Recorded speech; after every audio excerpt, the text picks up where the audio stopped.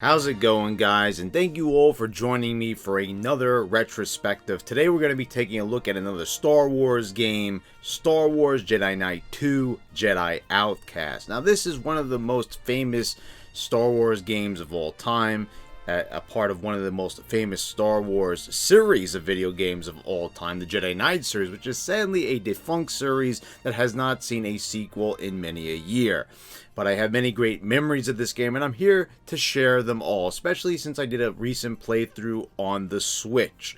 So guys, I hope you all enjoy the retrospective, and may the Force be with you. Now, I know that's so played out, but it just fits so well when it comes to doing these Star Wars videos.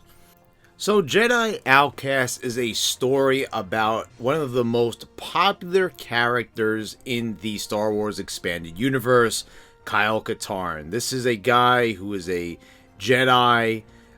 He started off as a rogue, but he became a Jedi in the previous game, but then decided to give up his Jedi powers. One thing about the Jedi Knight series that I really like is that we get introduced to the Valley of the Jedi, which is this mystical place where you could actually just instantly get Jedi powers. Some may argue that perhaps maybe this kind of cheapens the Force in a way, that you could just suddenly go to a place and, get Jedi powers, but luckily it's supposed to be a place that's locked away, but that is not the case in this game, as we have the evil Katarn, a character that is actually not human, which is a nice change of pace. I gotta be honest, I'm not really crazy about the antagonist in this game, Katarn.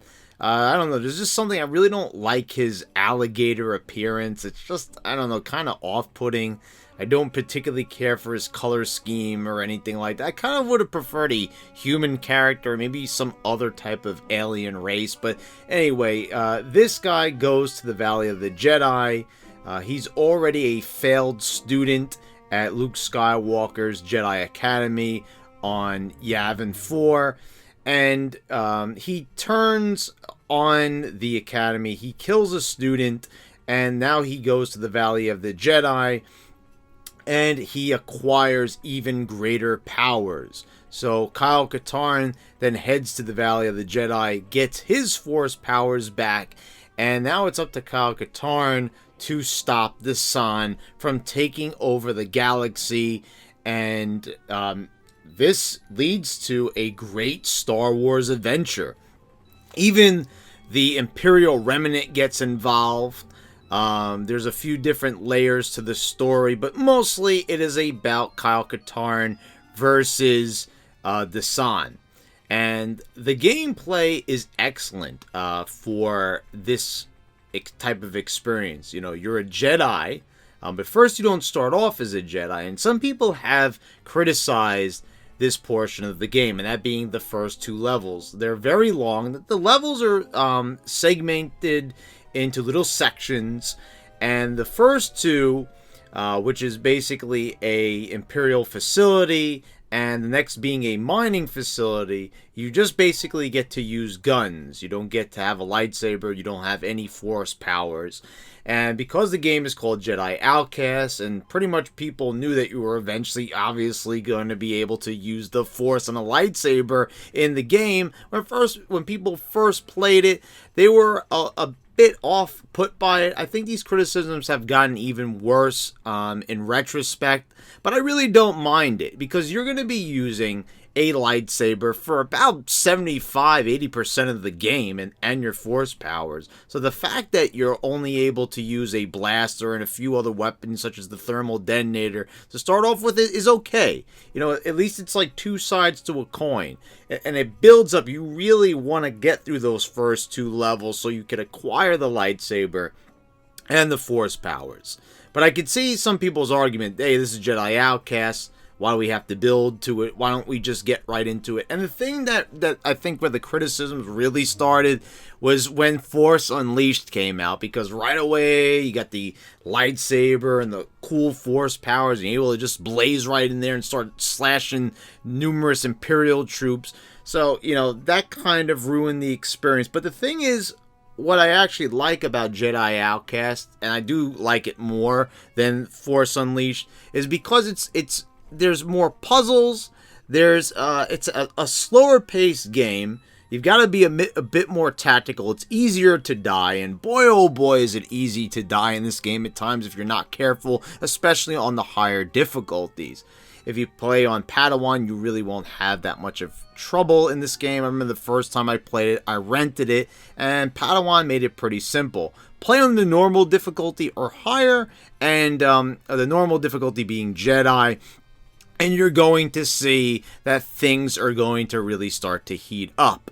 And there's a lot of trolls in this game, especially when you get to Nar Shaddaa and you have to deal with these Grand guys. You know, Grand, for people not familiar with the species, these are a Star Wars species. They're the guys with the 3 eyes. They lob these thermal detonators at you. And it's just insane. You know, these guys could just blow you up. They'll throw it at you. You get too close, they just explode.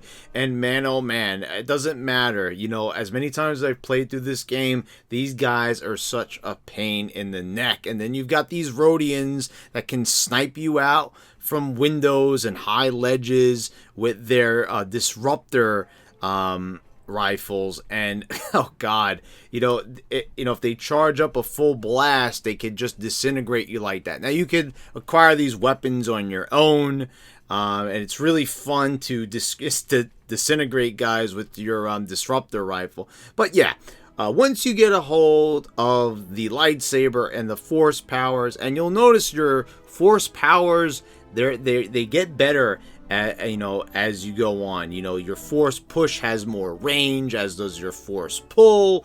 You get force lightning, you get the force grip or the force choke, you know, that Darth Vader made famous in the very first Star Wars movie, A New Hope. So it's a lot of fun to use all these abilities, especially one of my favorites is throwing the lightsaber like a disc, you know, and it just comes right back to you. That's awesome. Lots of fun force abilities, and you could also jump really high, and you'll notice, you know, as you go through the levels, you could jump even higher and higher. You know, I like that kind of because Kyle has visited the Valley of the Jedi, so he's kind of a bit rusty with the Force powers, but he starts getting more in tune with the Force, and that's just awesome. And I love the story that Desan has supposedly had your girlfriend Jan killed. And, you know, this is a driver, you know, and Luke Skywalker tells Kyle Katarn not to be angry. Don't let, you know, the dark side seep into you, and let it be about, you know, all about rage and revenge. And then as the story progresses, you know, Kyle Katarn chills out, and, you know, he becomes one with the Force, and you see how he starts building these Force powers. And along the way, you'll also run into Lando Calrissian, who is actually voiced by Billy D. Williams. Now, sadly, Mark Hamill could not do Luke Skywalker's voice, but I also really like Kyle Katarn's voice. A lot of good voices, a lot of good performances in the game, really letting you connect with these characters. But above all else, you know, it's a nice little story, but the gameplay really is a blast. Now, sometimes it could be a little bit frustrating because, as I mentioned, there are a lot of trolls in this game, and sometimes it can be very hard to figure out what to do. Even during certain playthroughs, I kind of had to look at a guide. I kind of forgot where I was going. On Nar Shaddaa, that's one of those places, like, sometimes it's a little bit hard to figure out where to go. Sometimes it's even a little bit difficult to figure out where to jump. The game really does, you know, have a pretty expansive environment. You know, that's the thing, you kind of don't even realize sometimes what you could interact with, and the things might be kind of small.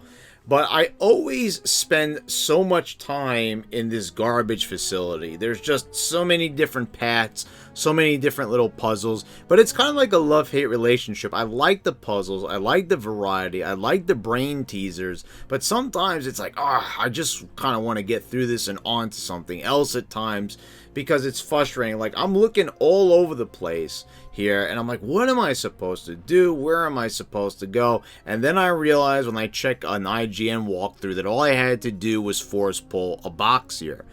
And thing is, you know, first time players, they're going to have to really wander around sometimes. And I guess that's good. You have to familiarize yourself with the level layout and everything. But some of these enemies are dangerous. You know, I mentioned the Grand before. Sometimes, you know, you could just be walking along and just get blown up sky high. I mean, it's sometimes infuriating. You know, I would really recommend when playing this game to save and save often. You're going to be looking at that pause menu a lot because you're going to want to save, you know, every couple of minutes. And I'm really not joking because you could die at any moment. It can be kind of frustrating to keep restarting over and over, especially when you get introduced to the Reborn in later levels. You get to Cloud City after you meet Lando.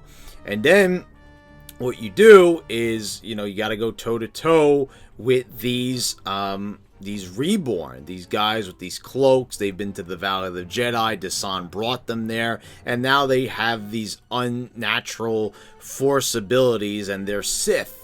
And I think this is a pretty awesome idea. When you run to these guys, you know, you got to engage them a little bit differently. They're not like Rodian thugs or Grands, or, you know, or stormtroopers. You can't just slice right through them. You've got to combat them with your lightsaber. And I think this is pretty awesome.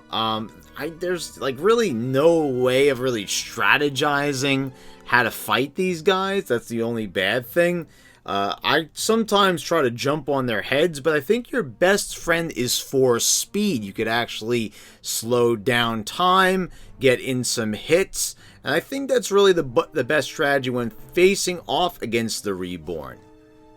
Then as you progress through the game, you'll run into Shadow Troopers, and you might just think that like, oh, okay, these are just like stormtroopers. Oh no, these guys are like souped up Reborn. These guys are like a perfected version of the Reborn. They've got this awesome black armor. You know, it looks like a combination of a stormtrooper and a Sith Lord. And this was really like one of my favorite parts about Jedi Outcast, enemy cast. This was just a really cool addition to the enemies that you run into. And there's actually quite a bit of variety in the enemies. You know, the enemies do repeat. There's a lot of Rodians, there's Grands.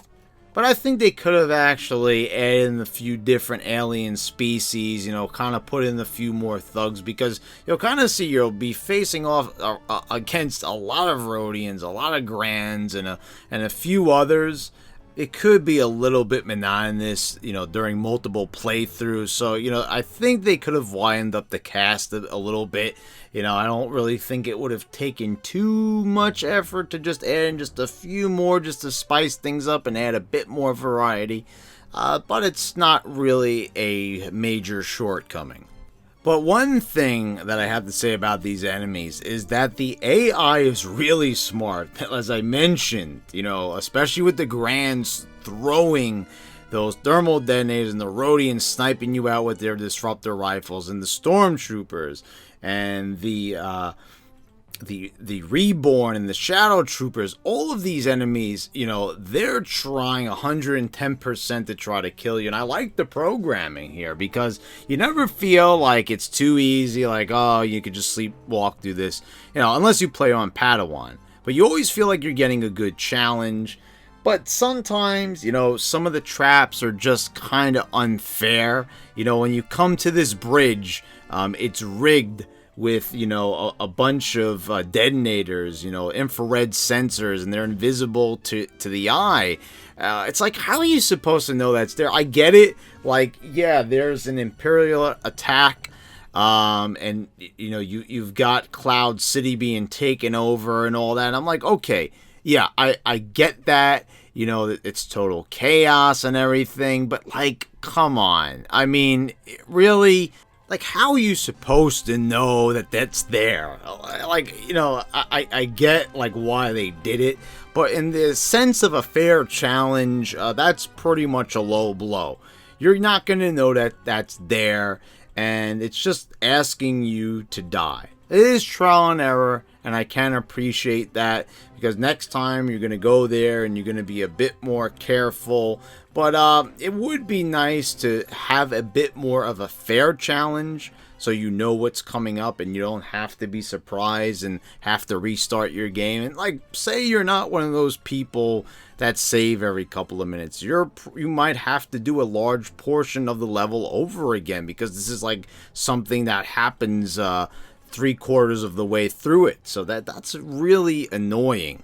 I mean, also the same thing happens earlier in the game in Nar Shaddaa, but at least you could kind of see the detonator.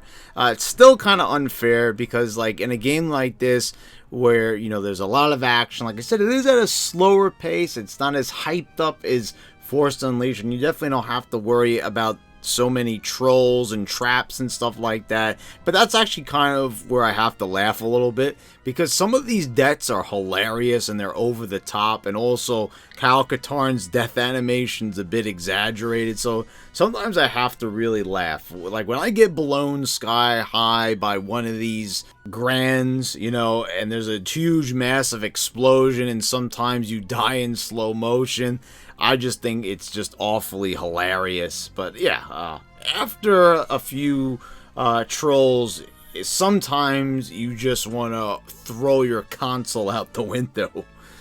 Also, one of my favorite trolls in the entire game is this part right here, when you've got these spinning whatchamacallits, and if you touch this part, you get disintegrated, kind of just like with the disruptor rifle. I think it's really hilarious. I really enjoy this animation as you just are fizzled out of existence, and you kind of don't know, like, you kind of think to yourself, like, why are you able to touch every other part on this rotating surface? You just can't touch this part. I don't know, but when it first happened, I remember I was cracking up because it was shocking. I was like, whoa, what happened? And then I was like, I guess that part is superheated, even though it's touching the rest of it. So you're like, what's going on here? I don't know, but it's weird, but it's funny, and it really shows. I kind of think that the developers really had a sense of humor, and they kind of just wanted to mess with you a lot with some of these tricks, traps, and trolls. Yeah, it's really like a triple T game, isn't it? Another particularly hilarious troll is here at the bottom of Cloud City. If you stand too close to these vents when the elevator is coming down, which you can't see at first, you'll get blown out into total oblivion. I think this is a hilarious animation, and even if you know that the troll's there, sometimes it's funny just to pull it off, just so you can see it. Now, Jedi Outcast, still to this day, I'm playing this on the Switch, but like, this was originally a PC game. I'm looking at this on the Switch, and I've never seen this game look so beautiful. This is kind of like if you played it on a really tricked out PC back in the day. This is how it would have looked. And I never saw this. I played the GameCube version, I've played the original Xbox version, but I've never played like a really souped up version of this until I played it on the PC years later when I bought it on Steam. But playing it on the Switch is way more pleasant, and you see, like, when you get to the Yavin Swamp and it's raining, and you see as the raindrops start hitting the lightsaber blade, you see how it starts to like fizzle out and spark a bit. Like, oh god, I really love that. That just looked so good, and realistic. Is that a good word for the Star Wars universe? But yeah, I really like how that looks. And you also can't have your lightsaber turn on if you're too far into the swamp water. Beautiful touch, nice realism there. Really keeping the Star Wars universe grounded here, in terms of gameplay, and I like that. You still get to have a lot of fun, but you still have to follow some basic, physics, lightsaber physics, and that's pretty cool that they did that. Also, like, say you throw your lightsaber and something impedes it from it coming back to you, it just doesn't like clip through an object and come right back to you. Like, it'll stay on the ground until you're in a position where you could force pull it back to you. Now, if you get too far from the lightsaber, it just kind of automatically comes back to your inventory. But it's nice that they tried and thought of these things. They had the foresight to be like, okay, well, you know, fans and gamers might see that this kind of looks a bit cheap, so we're going to make a few touches kind of to add to the physics and make it a bit more realistic. And I really appreciate that little touch, all the little touches that they added to Jedi Outcast. And let's talk about the music. Superb quality of sound here. There's no original pieces, but I like what they did. They kind of mixed certain tracks and musical cues together from the John Williams Star Wars music library, and it sounds phenomenal. Like when the action heats up, you know, you get the TIE Fighter attack music from A New Hope, and that's just, oh god, it sounds so good to fight to this music. Like all the fighting parts and all the calm parts where you're kind of just walking and solving puzzles all have the appropriate music. It's just not like you don't just have just triumphant Star Wars music blaring all the time. It comes in at the right moment, and it's so satisfying. So I really got to credit them for that. This great sound, great graphics, it really adds to the Star Wars experience, because what is the Star Wars experience? Visuals and sound, right? When you watch a Star Wars movie, it's all about what you're seeing before your eyes, what you're hearing in your ears. John Williams is just soothing your ears with amazing music, and it's no different when it comes to playing Jedi Outcast. Now, although a popular game, I've actually heard quite a few Star Wars fans say they have never experienced Jedi Outcast, and it's really shocking. So I hope that this retrospective has convinced you to give this game a try, because I think you're missing out on one of the very best Star Wars experiences that LucasArts ever offered. And it's a real shame that they haven't gone back to this series yet. You know, there was one more game in the series, Jedi Academy, which was not as good, a good game, but not as good. We'll be reviewing that one in the future, of course, so you can look forward to that. And I'll talk to you about my thoughts on that one when the time comes. But this is a really enjoyable game. It's a great Star Wars experience, as I have said numerous times during this retrospective. But guys, all good things have to come to an end. I hope you've all enjoyed the retrospective, and I hope you all join me for the next one. And I want to thank all my subscribers, all my patrons for watching and supporting me. And thank you all for watching, guys. I'll see you next time.